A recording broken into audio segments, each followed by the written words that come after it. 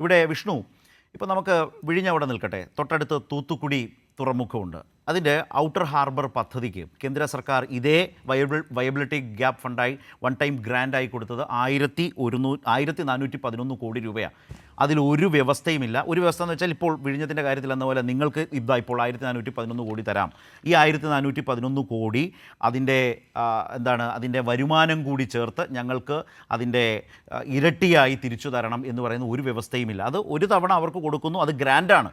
പക്ഷേ വിഴിഞ്ഞത്തേക്ക് വരുമ്പോൾ ആ കരാറിൽ പറയുന്നത് ഗ്രാൻഡായിരുന്നു. പക്ഷേ ഇപ്പോൾ കേന്ദ്ര സർക്കാർ പറയുന്നത് നിങ്ങൾ ആ ഗ്രാൻഡ് കേരള സർക്കാർ, അത് രസം അതാണ്, അദാനി പോർട്ട് കമ്പനിക്കാണ് ഈ 817 കോടി കൊടുക്കുന്നത്. എന്നിട്ട് അതൊരു 10,000-12,000 കോടി രൂപയായിട്ട് സംസ്ഥാന സർക്കാർ തിരിച്ചടയ്ക്കണം. അതായത് തിരിച്ചടവിൻ്റെ ബാധ്യത സംസ്ഥാന സർക്കാരിന്, ഈ വൺ ടൈം ഗ്രാൻഡ് പോകുന്നത് കമ്പനിക്ക്. എന്തൊരു തരം വിവേചനമാണ്! നാട്ടിൽ കേട്ടുകേഴ്വിയില്ലാത്തതും രാജ്യത്തൊരിടത്തും ഇല്ലാത്തതുമായ ഒരു നയം ആവിഷ്കരിച്ച് കേരളത്തെ ഇങ്ങനെ പിഴിയുകയാണ്, ഇങ്ങനെ ദ്രോഹിക്കുകയാണ്. അല്ല, കഴിഞ്ഞ 50 വർഷമായി കേരളത്തിൻ്റെ ഏറ്റവും വലിയ ചിരകാല സ്വപ്നമായിരുന്നു വിഴിഞ്ഞം പദ്ധതി എന്ന് പറയുന്നത്. കേരളത്തിൽ മാറി മാറി വരുന്ന സർക്കാരുകളും കേന്ദ്രത്തിൽ തുടർച്ചയായി വന്ന കോൺഗ്രസ് സർക്കാരുകളെല്ലാം എല്ലാ കാലഘട്ടത്തോടും കേരളത്തോട് തികഞ്ഞ അവഗണന കൊണ്ട് തന്നെയാണ് നമ്മുടെ വിഴിഞ്ഞം പദ്ധതി നമ്മുടെ തലസ്ഥാനത്തിൻ്റെ അല്ല, സംസ്ഥാനത്തിൻ്റെ അല്ല, ദക്ഷിണേന്ത്യയുടെ തന്നെ ഏറ്റവും അഭിമാന പദ്ധതിയായിരുന്ന വിഴിഞ്ഞത്തെ മാറ്റി നിർത്തുകയായിരുന്നു. അതിന് കേന്ദ്രം ഭരിച്ച പല സംസ്ഥാന സർക്കാരുകൾക്കും കേന്ദ്ര സർക്കാരുകൾക്കും കേന്ദ്രത്തിലെ കോൺഗ്രസ് സർക്കാരിന് കൃത്യമായ അജണ്ടയുണ്ടായിരുന്നു. വാജ്പേയി സർക്കാരിൻ്റെ ചെറിയൊരു കാലയളവ് ഒഴിച്ചു കഴിഞ്ഞാൽ കൂടുതൽ വർഷം കോൺഗ്രസ് ആണല്ലോ ഭരിച്ചത്. കേരളത്തിൽ കോൺഗ്രസ് തന്നെ കേന്ദ്രവും സംസ്ഥാനവും ഭരിക്കുന്ന കാലഘട്ടം ഉണ്ടായിട്ടുണ്ടല്ലോ. പ്രത്യേകിച്ച് 2004 മുതൽ 2014 വരെയുള്ള വലിയ കാലഘട്ടം ഈ വിഴിഞ്ഞം പദ്ധതിയുമായി ബന്ധപ്പെട്ട്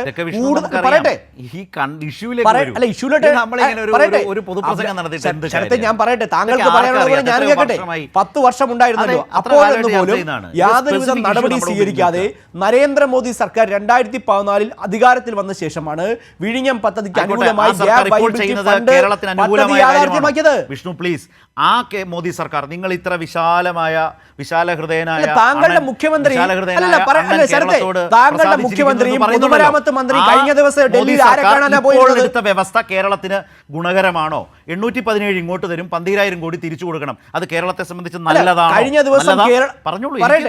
ദിവസം കേരള മുഖ്യമന്ത്രിയും ശ്രീ മുഹമ്മദ് റിയാസും അടക്കം കേന്ദ്രത്തിൽ ചെന്ന് നിതിൻ ഗഡ്കരിയെ കണ്ടല്ലോ. എന്നിട്ട് എന്താ പറഞ്ഞത്? കേരളത്തിന് ഏറ്റവും കൂടുതൽ സഹായങ്ങൾ നൽകിയ കേന്ദ്ര സർക്കാരിന്റെ ഭാഗത്ത് അദ്ദേഹത്തിന് പൊന്നാടയണിച്ച് സ്വീകരിച്ചല്ലോ.